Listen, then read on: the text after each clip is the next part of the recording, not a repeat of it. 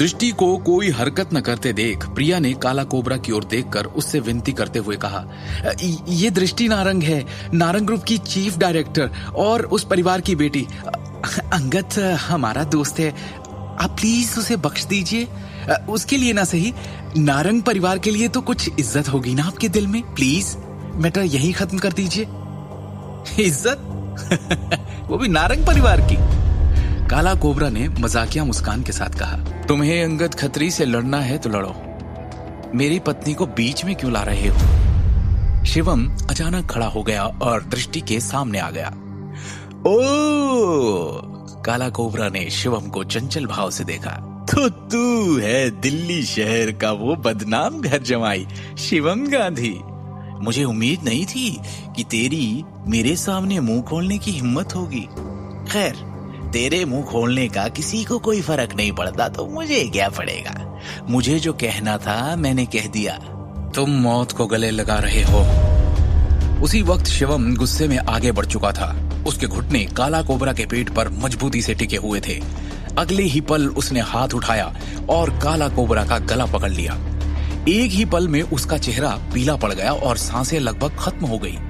सांस लेने के लिए खांसते हुए काला कोबरा अपनी वर्तमान दहशत की स्थिति में विश्वास से परे चौंक गया था, क्योंकि उसने कभी भी शिवम से पहली चाल चलने की उम्मीद नहीं की थी। बाकी किसी का प्रतिक्रिया देने की तो दूर की बात थी। घुटने टेक दे, शिवम ने धीमी और क्रोध भरी आवाज में कहा और काला कोबरा को ऐसे देखा जैसे उसकी मौत आज निश्चित है। फिर उसके घुटने पर वार करके एक झटके से उसे नीचे बिठा दिया। बल का सामना करने में असमर्थ काला कोबरा अचानक अपने घुटनों पर गिर गया और उसका चेहरा गुस्से में लाल हो गया। तूने सच में मुझे छूने की हिम्मत की? तुझे पता है कि मेरे पीछे कौन है? यहाँ तक कि पूरा नारंग परिवार भी मुझे ठेस पहुंचाने की हिम्मत नहीं करेगा।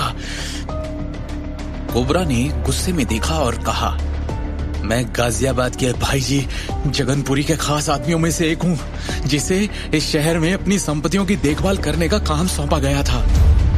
क्या ये शिवम पागल हो गया है क्या? इस खतरनाक आदमी से पंगा लेने की क्या जरूरत थी? ये सब खत्म हो गया है, इसके साथ हम सब भी मारे जाएंगे। काला कोबरा की कुख्यात प्रतिष्ठा को देखते हुए हम में से कोई भी इस सिचुएशन से बाहर निकलने वाला नहीं है।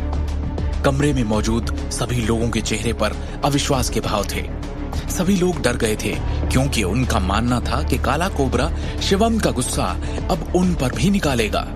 शिवम ने काला कोबरा को उदासीनता के भाव से देखा और पूछा, तो पूरी का आदमी है?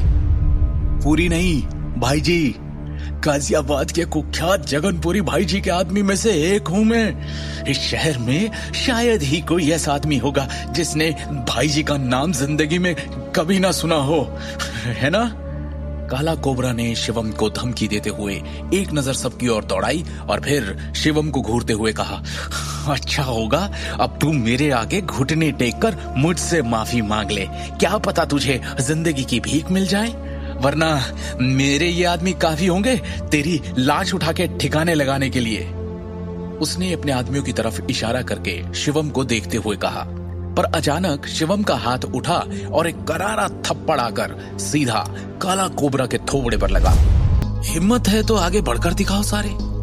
शिवम ने एक हाथ से काला कोबरा के गले को पकड़ते हुए स्पष्ट रूप से कहा, रुको, कोई अपनी जगह से मत हिलना। शिवम की दम घोटने वाली पकड़ के तहत काला कोबरा सांस लेने के लिए तड़प रहा था।